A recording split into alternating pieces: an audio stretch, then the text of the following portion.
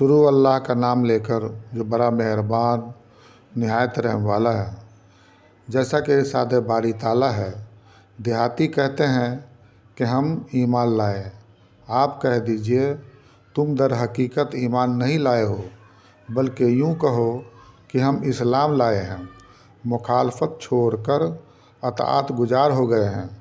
بعض اوقات اسلام اپنے حقیقی شرعی معنوں میں استعمال ہوتا ہے، جیسا کہ ارشاد باری تعالیٰ ہے، یقیناً اللہ کے یہاں دین تو اسلام ہی ہے، اور جو اسلام کے سوا کسی اور دین کا متلاسی ہوگا تو وہ اس سے ہرگز قبول نہیں کیا جائے گا۔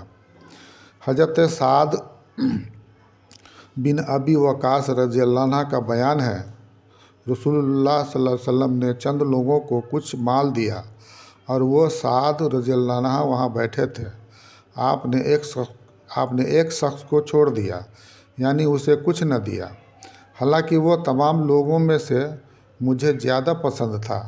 میں نے کہا، اے اللہ کے رسول، آپ نے فلاں شخص کو چھوڑ دیا، اللہ کی قسم میں تو اسے مومن سمجھتا ہوں۔ آپ نے فرمایا، مومن یا مسلمان؟ تھوڑی دیر خاموش رہا، پھر اس کے متعلق میں جو جانتا تھا اس نے مجھے بولنے پر مجبور کر دیا۔ میں نے دوبارہ عرض کیا، آپ نے فلاں شخص کو کیوں نظر انداز کر دیا؟ اللہ کی قسم میں تو اسے مومن خیال کرتا ہوں۔ آپ نے فرمایا، مومن یا مسلمان؟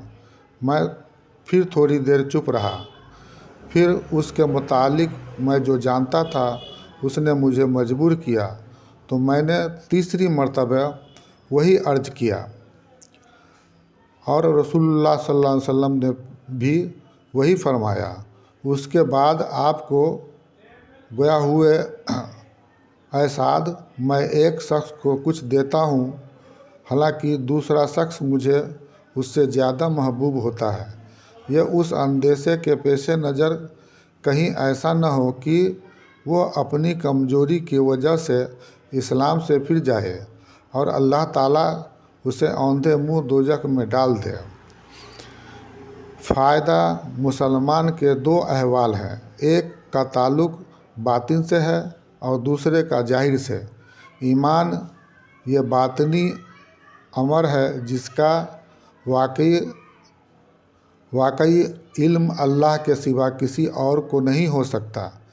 کسی کو بتا دے تو دوسری بات ہے، البتہ کسی کے ظاہری احوال کو دیکھ کر وہ متاثر ہے، نماز روزے کا پابند ہے، کہا جا سکتا ہے کہ یہ پکا مسلمان ہے۔